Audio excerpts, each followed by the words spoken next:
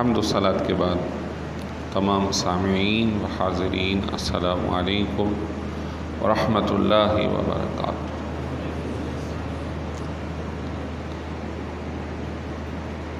محرم الحرام کی آج 20 تاریخ ہو رہی ہے۔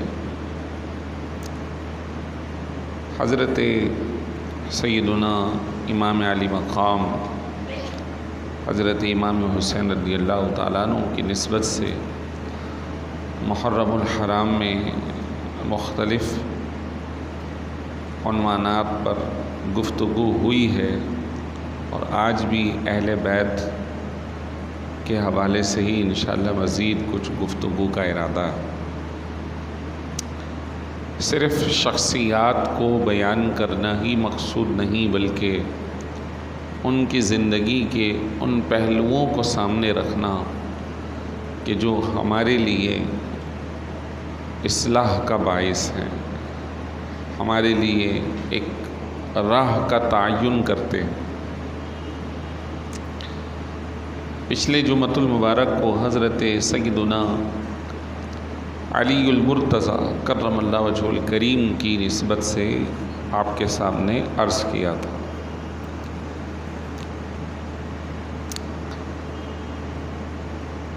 حضرت علی المرتضیٰ کرم اللہ وجہہ الکریم کی زندگی کا ایک اہم پہلو یہ ہے کہ انہوں نے حق کا ساتھ دیا اور حق کو ہی اپنایا۔ یہی کچھ صورتحال ان کے صاحبزادے حضرت امام حسین نے کیا۔ حضرت علی المرتضیٰ چھوٹے ہیں 10 سال کے، کیونکہ آپ صلی اللہ علیہ وسلم کے گھر میں رہتے تھے، آپ کی کفالت میں رہتے تھے۔ وجہ اس کی یہ تھی کہ آپ کے دیگر بہن بھائیوں کی تعداد زیادہ تھی اور والد مالی طور پہ کمزور تھے۔ تو ایک بھائی حضرت جعفر طیار وہ حضرت عباس بن عبد المطلب یعنی اپنے چچا کے یہاں رہتے تھے، اور ایک بھائی یعنی حضرت علی کی کفالت سرکار دو عالم صلی اللہ علیہ وسلم کرتے تھے۔ کوئی 10 سال کی عمر ہے کہ آپ صلی اللہ علیہ وسلم اور سیدہ بی بی خدیجۃ الکبریٰ کو گھر میں نماز پڑھتے ہوئے دیکھا، تو پوچھا کہ یہ کیا ہے، آپ کیا کر رہے ہیں؟ تو آپ صلی اللہ علیہ وسلم نے انہیں اسی عمر میں بتایا کہ یہ اللہ کی عبادت ہے،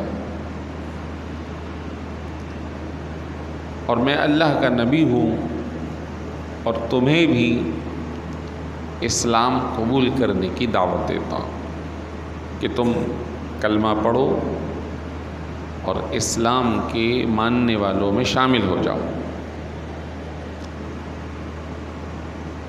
آپ کیونکہ چھوٹے تھے تو کہنے لگے میں اپنے والد سے مشورہ کر لوں۔ آپ صلی اللہ علیہ وسلم نے فرمایا ابھی اجازت نہیں ہے اس بات کو افشاں کرنے کی کھولنے کی، یہ تمہارے تک ہے۔ ایک دن گزرا اور اگلے دن سرکار دو عالم صلی اللہ علیہ وسلم سے عرض کی کہ میں اس کے لیے تیار ہوں، مجھے کلمہ پڑھا لیجیے۔ اور آپ صلی اللہ علیہ وسلم کا کلمہ پڑھ کر عزیز اور رشتہ دار تو ہیں ہی ہیں، لیکن اب ایک صحابی کے درجے پر فائز ہو گئے۔ خاندان کہیں اور جا رہا ہے، لیکن حق کہیں اور تھا، تو بچپن سے حق کو ہی اپنایا۔ پھر ایک واقعہ ملتا ہے کہ آپ صلی اللہ علیہ وسلم کو حکم ہوا اور اس کا تذکرہ سورہ شعراء میں وَأَنذِرْ عَشِيرَتَكَ الْأَقْرَبِينَ، اے حبیب مکرم صلی اللہ علیہ وسلم، اب آپ اپنے قریبی رشتہ داروں کو بھی دین کی دعوت دیں۔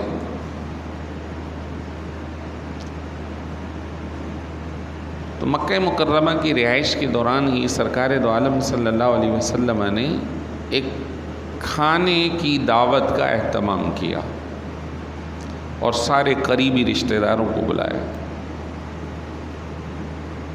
جس میں چچا زاد بھی تھے، چچا بھی تھے اور دیگر لوگ بھی تھے۔ آپ صلی اللہ علیہ وسلم نے کھانے پر گفتگو کی اور سب کو دین اسلام کے بارے میں بتایا اور یہ ارشاد فرمایا کہ کون ہے جو میرا ساتھ دے گا، اس کام میں کون میرا معاون بنے گا۔ افراد خاندان کے بہت تھے، چچا زاد بھی تھے، چچا بھی تھے اور دیگر لوگ بھی تھے۔ اس پوری ضیافت کے افراد میں کوئی بھی حضور کا ساتھ دینے کھڑا نہیں ہوا۔ کچھ لمحے گزرے جب کہیں سے کوئی کھڑا نہیں ہوا تو اس وقت حضرت علی کی عمر 12 سال تھی یا 11 سال تھی، وہ دوبارہ کھڑے ہو گئے کہ اس موقع پر، اس کام کے لیے، اس مقصد کے لیے میں حاضر ہوں آپ کا ساتھ دینے کے لیے۔ خلاصہ کیا نکلا کہ بچپن سے حق کو اختیار کیا اور جس طرف بھی درست بات تھی اس کا ساتھ دیا، اس میں ذات، برادری، خاندان کیا کر رہا ہے اس کو فالو نہیں کیا۔ حضرت امام حسین رضی اللہ تعالی عنہ نے بھی حق کی صدا بلند کی اور اس کو فالو نہیں کیا کہ اگرچہ کہ سربراہ مملکت برادری کا قریشی ہی تھا، یہ قریش کے دو خاندان تھے، بنو امیہ اور بنو ہاشم۔ یہ ہاشمی خاندان ہے، وہ امیہ خاندان ہے، لیکن ہیں تو دونوں قریشی، لیکن انہوں نے برادری کا ساتھ نہیں دیا اور اس کے خلاف کھڑے ہو گئے اور اس سے کہا کہ تمہارا یہ رویہ، تمہارا یہ طرز حکومت پرانے سرکار دو عالم صلی اللہ علیہ وسلم، صحابہ کرام، خلفائے راشدین کے طریقے سے ہٹ کر، اس نے زبردستی اپنی حمایت پر جبر کیا، ظلم کیا کہ کسی طرح مجھے مانو، وہ نہیں مانے اور اس ہی بنیاد پر آپ اور آپ کے گھرانے کو شہید کر دیا گیا، جو ایک بہت بڑا ظلم ہے، زیادتی ہے۔ وہ حکومت بھی آئی اور چلی گئی۔ اس تمام تر واقعے میں جو ایک تاریخی حیثیت بن گیا، وہ حکومت کتنے دن رہی۔ حضرت امام حسین رضی اللہ تعالیٰ عنہ کی شہادت ہوئی ہے 60 ہجری میں، عمر تھی ان کی 56 سال، جس میں آپ صاحبزادگان، اسی طرح بھتیجے، بھانجے بھی شہید ہو گئے۔ یزید نے اس معاملے میں نہ صرف ان کو بلکہ اور بھی لوگوں پر ظلم و زیادتی کی ہے۔ یہ تو اہل بیت کا ایک واقعہ جو مشہور ہے محرم میں، لیکن تاریخ اٹھائیے تو اس واقعے کے بعد اپنی حکومت کا ہولڈ کرنے کے لیے مکہ مکرمہ پر بھی جو لوگ نہ ماننے والے تھے ان پہ بھی ظلم و زیادتی کیا، جیسے کہ حضرت عبداللہ بن زبیر رضی اللہ تعالیٰ، حضرت زبیر بن العوام، یہ عشرہ مبشرہ کے صحابی ہیں، ان کے صاحبزادے حضرت عبداللہ، انہوں نے بھی نہیں مانا، وہ بھی مد مقابل کھڑے ہوئے تو حضرت عبداللہ بن زبیر رضی اللہ عنہ اور ان کے ساتھیوں کو بھی شہید کیا گیا، اور اس پاداش میں حملے میں مکہ مکرمہ کی عمارت پر بھی وہ لوگ حملہ آور ہوئے، حتیٰ کہ غلاف کعبہ شریف کو بھی آگ لگ گئی تھی اس زمانے میں۔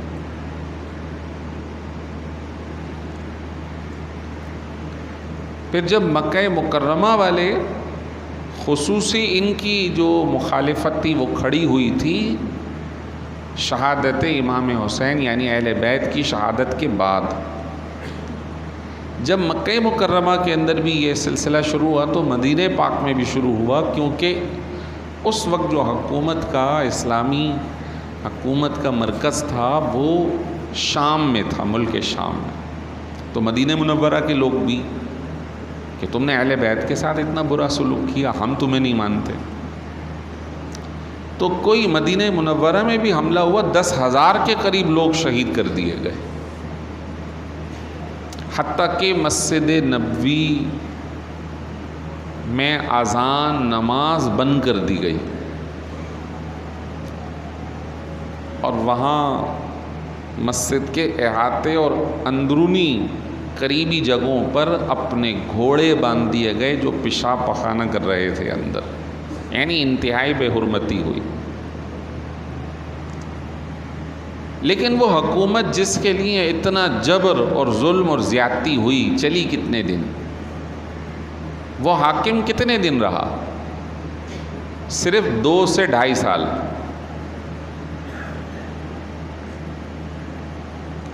باسٹھ اور 63 کے درمیان ہی یزید کی بھی روح قفس عنصری سے چلی گئی۔ یہ بات سوچنے کی ہے کہ انسان کسی عہدے اور منصب کے لیے وہ کچھ کر جاتا ہے جو اسے نہیں کرنا،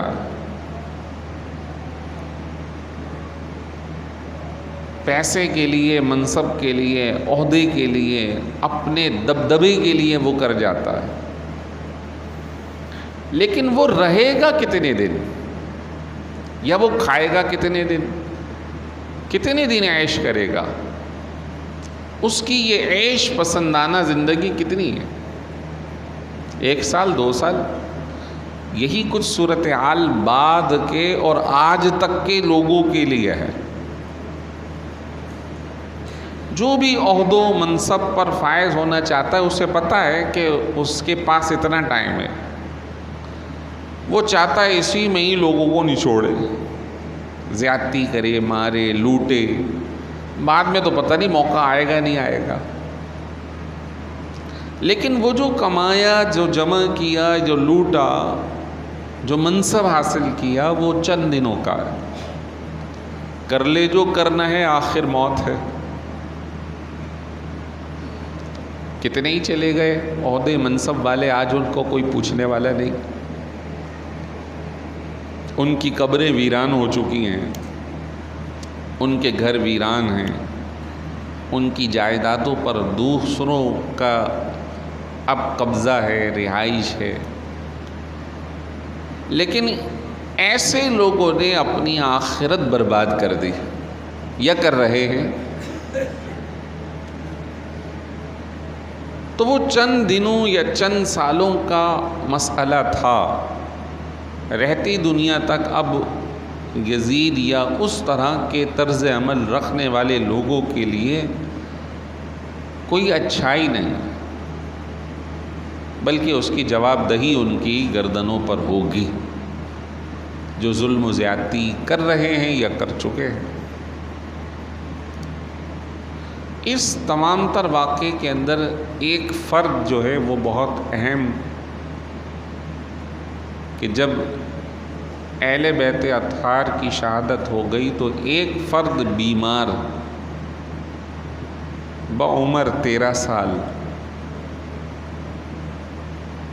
48 ہجری میں پیدائش اور 60 ہجری میں والد کی شہادت، تو اس دوران یہ 12-13 سال کے ہیں، جن کا نام ہے علی بن حسین المعروف امام زین العابدین۔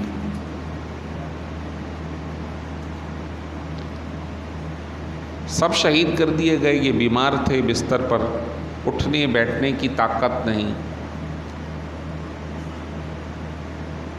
یہ بات یہاں سے سمجھ میں آتی ہے کہ اللہ کی طرف سے بعض آزمائش کسی اور نعمت کا سبب بنتے ہیں۔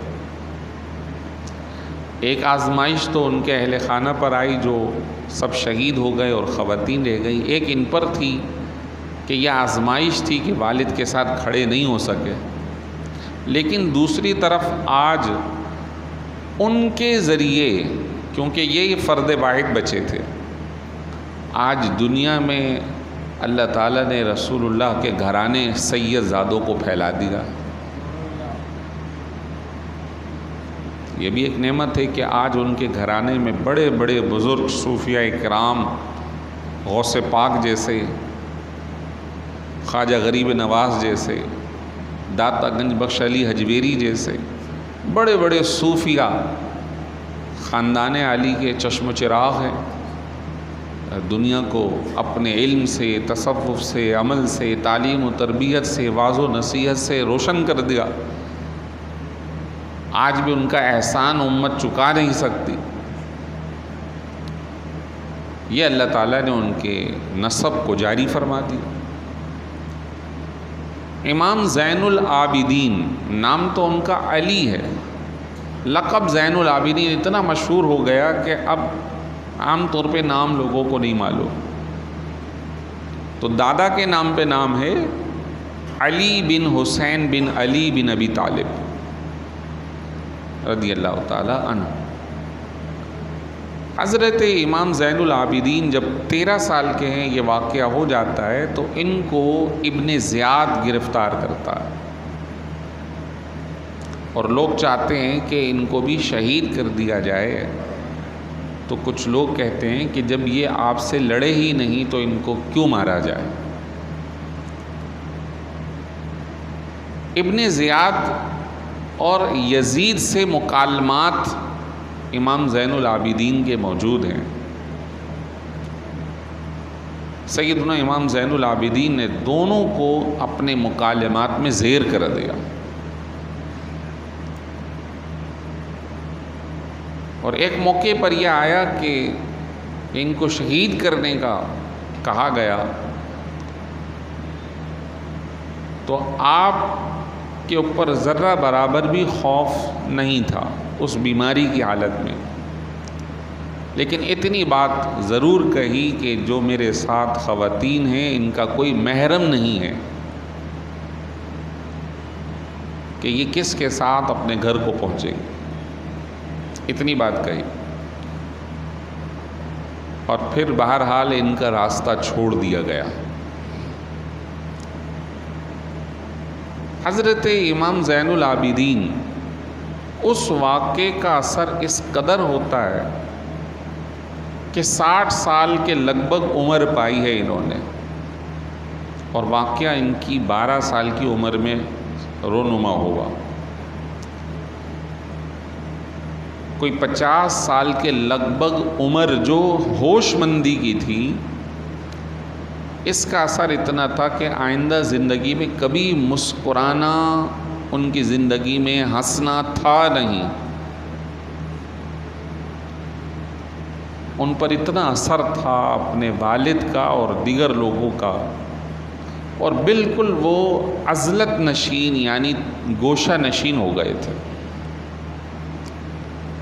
اور روتے رہتے تھے اور عبادت میں مصروف رہتے تھے۔ اتنی عبادت کہ جس کی وجہ سے ان کا لقب پڑ گیا زین العابدین۔ 1000 نوافل صبح و شام پڑھا کرتے تھے۔ پوری پوری رات عبادت، دن میں عبادت، تلاوت. 12 سال کی عمر کتنی ہے؟ بہت کم ہے. لیکن اس 12 سال کی عمر میں بچپن سے 12-13 سال کی عمر تک اپنے والد سے علم جو سینہ بسینہ چلا تھا،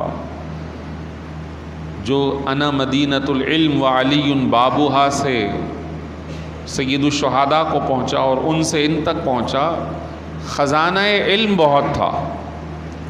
لہٰذا اس وقت کے بڑے بڑے جن کو محدثین سمجھا جاتا ہے، صحاح ستہ میں جن کے نام آتے ہیں کہ یہ فلاں محدث ہیں جو فلاں تابعی یا تبع تابعی یا صحابی سے حدیث سن کر آگے بتاتے ہیں، ان میں ایک نام ہے ابن شہاب زہری. یہ تابعی اور تبع تابعی کا درجہ بنتا ہے ان کا. ابن شہاب زہری رحمۃ اللہ تعالی علیہ وہ امام زین العابدین کے شاگرد تھے، اور کہا کرتے تھے کہ مدینہ منورہ کے 8 مشہور فقہا کے بعد جس کا نمبر آتا ہے وہ امام زین العابدین ہیں، کہ اللہ نے اتنا علم و فضل عطا فرمایا. عبادت اپنی جگہ، اور خاموش طبع ہونے کے ساتھ ساتھ لوگوں کے ساتھ حسن سلوک کی وہ مثال قائم کیے کہ شاید ہماری سوچ اس تک پہنچ نہ سکے، بلکہ وہاں کے لوگوں کی اس وقت کے لوگوں کو پتہ نہ چلا. جب امام زین العابدین کا انتقال ہوا، گھر میں ہی علالت ہوئی، بیمار ہوئے، انتقال ہوا، تو ان کے جب غسل کا اہتمام کرنے لگے تو ان کی پیٹھ کو دیکھا، وہ بالکل سیاہ تھی، اور خصوصاً یہ کندھا. حیرانگی ہوئی کہ یہ کیا ہے، کسی کو نہیں پتا. بہرحال غسل، کفن اور جنازے کے بعد کچھ دنوں کے بعد پتہ چلا کہ امام زین العابدین راتوں کو گندم اور دیگر چیزوں کی بوریاں خود اپنے کندھوں پر اٹھا کر 100 لوگوں کے گھرانوں کی کفالت کرتے تھے، ان کے گھروں میں کھانا پہنچاتے تھے، گندم پہنچاتے تھے، کسی کو نہیں پتا. 100 گھرانوں کی کفالت کرتے تھے اپنے کندھے پر، راتوں رات خاموشی میں ان کے گھر دے کر آ جاتے تھے، کسی کو نہیں پتا. یہ تھے امام زین العابدین. اس وقت لوگوں کو نہیں پتا تھا کہ حضرت والا خاموشی سے کیا کر رہے. سبق ہے ہمارے لیے، سبق ہے نیکی کرنے والوں کے لیے، اہل بیت، کہ اس چشم و چراغ سے عبادت بھی ایسی اور انفاق فی سبیل اللہ بھی اعلیٰ، اور کردار ایسا کہ کسی کو کانوں کان خبر نہیں ہے کہ انہوں نے کیا نیکی کر لی. آج کا زمانہ ہے کہ 100 کا نوٹ دیتے ہیں تو 10 لوگ تصویریں کھنچوا رہے ہیں، اور یہ ایک طرز بن گیا ہے، جتنا گائے گا، جتنا روئے گا، اتنی شہرت ملے گی. کرتے 4 آنے کا کام ہے، رونا جو ہے وہ 10 روپے کا کرتے. اور ایک وہ تھے کہ کر گئے، کسی کو پتہ ہی نہیں ہے. جب انتقال ہوا، غسل ہو رہا ہے، یہ کیا بات ہے کہ ان کا کندھا اور ان کی پیٹھ کالی ہے، تو پتہ چلا گندم کی بوریاں اٹھا اٹھا کر لوگوں کے گھروں میں پہنچا رہے ہیں، اور وہ ان کی کفالتیں کر رہے ہیں. اور یہ تھی ان کی خاموش نیکیاں. اللہ ہمیں بھی ایسی نیکی عطا فرمائے، ایسا کام کریں، ایسا صدقہ کریں، ایسا تعاون کریں کہ کسی کی عزت نفس مجروح نہ ہو. دکھاوا اللہ کو پسند نہیں. عبادت خاموشی میں کی جائے. ہاں، شریعت مطہرہ کہتی ہے فرض ظاہر کر کے کرو. نماز پڑھ دی ہے نا تو با جماعت ادا کرو، یعنی کسی کونے میں خاموشی سے پڑھ لی کسی بھائی میرے اپنا پرسن نہیں، فرض ظاہر کر کے کرو تاکہ جو فرض کی ادائیگی نہیں کرتا اس کو ترغیب ہو. دل میں دکھاوا نہیں کرنا ہے، لیکن حکم ہے کہ فرض ظاہری ہونا چاہیے اور عام نیکی ظاہر نہیں ہونی چاہیے. یزید کے بعد حکومتیں بدل گئی، اس کا بیٹا بنا، بیٹے نے حکومت چھوڑ دی، پھر کوئی اور رشتہ دار عبد الملک بن مروان، مروان بن حکم اور دیگر لوگوں کا ایک سلسلہ شروع ہوا. حج کرنے گیا، حجر اسود کو بوسہ دینا چاہتا ہے لیکن رش اتنا ہے کہ اسے جگہ نہیں ملی، تو پیچھے ہٹ کے جو مصاحبین تھے کرسی لگا دی کہ انتظار کریں، رش چھٹے گا پھر آپ استلام کر حجر اسود کو بوسہ دیں. کچھ ہی لمحے گزرے کہ ایک شخص آتا ہے اور لوگوں نے دائیں بائیں ہونا شروع کر دیا اور جا کر وہ سیدھے حجر اسود کو بوسہ دیتا ہے اور طواف شروع کر دیتا ہے. سربراہ مملوکت پیچھے بیٹھا ہے، اس سے جگہ نہیں ملی، یا آئیں تو جگہ مل گئی. تو مصاحبین تھے جو ان کو نہیں جانتے تھے کہنے لگے کون ہیں، حالانکہ وہ جانتا تھا. کہنے لگا مجھے نہیں معلوم، از خود انجان بن رہا. تو انہی لوگوں کے ساتھ ایک شخص تھا جس کا نام تھا فرزدق، کسی زمانے کا یہ مشہور شاعر ہے. فرزدق نے کہا مجھے معلوم ہے یہ کون ہے. ہاں بھئی کون ہے؟ تو اس نے فی البدیہ ان کی شان میں ایک قصیدہ اشعار کہے. کہا ھذا الذی تعرف البطحا وطاعتہ والبیت یعرفہ والہل والحرم. یہ تو وہ ہیں کہ جنہیں وادی مکہ بھی جانتی ہے، حرم بھی جانتا ہے، ہل بھی جانتا ہے. ھذا ابن خیر عباد اللہ کلہم. یہ تو سرزمین پر جتنے بھی ہیں ان میں سب سے خیر سرکار دو عالم کے صاحبزادے ہیں. ھذا تقی نقی طاہر علم. یہ تو وہ ہیں جو پاکیزہ ہیں، متقی ہیں، طاہر ہیں، علم کا خزانہ ہیں. ھذا رأتہ قریش قال قائلہ. یہ تو وہ ہیں کہ جب قبیلہ قریش نے ان کو دیکھا تو کہنے والے کہہ اٹھے کہ الی مکارم ھذا ینتہی الکرم. ان کے منصب کو دیکھیں، ان کی عزت کو دیکھیں تو عزت ان پر ختم ہو جاتی ہے. اللہ اکبر. تم حتیم کعبہ میں پہنچ کر طواف کرتے ہوئے تمہیں موقع نہ ملا، یہ وہ ہیں سنو. فرزدق کہتا یکاد یمسکہ عرفان راحتہ رکن الحتیم اذا ما جاء یستلم. کہ جب یہ استلام کرنے آئیں تو حجر اسود خود ان کے ہاتھ کو تھام لے. یہ اسے ہاتھ نہ لگائیں، یہ تو وہ ہیں کہ اگر حجر اسود کے ہاتھ ہوں تو وہ ان کے ہاتھ کو تھام لے. ھذا ابن فاطمہ. یہ فاطمہ کے شہزادے زین العابدین ہے. جب یہ ہوا تو وہ چڑھ گیا، کہا اتنی تعریف کر دی، جیل میں ڈال دیا. امام زین العابدین نے پتہ چلا تو خوشی کے مارے کچھ نذرانہ بھیجا، کوئی 12,000 اشرفیاں. اس نے واپس کر دیا. میں نے پیسوں کے لیے تھوڑی آپ کی تعریف کی، آپ اس کے اہل ہیں. میں تو چاہتا ہوں کہ مجھے اللہ کے رسول کی شفاعت مل جائے. آپ نے دوبارہ بھیجا کہ جب اہل بیت کسی کو دے دیتے ہیں تو واپس نہیں لیتے. تمہاری نیت اللہ جانتا ہے، میں ضرور سفارش کروں گا کہ نانا آپ کے شفاعت فرما دی.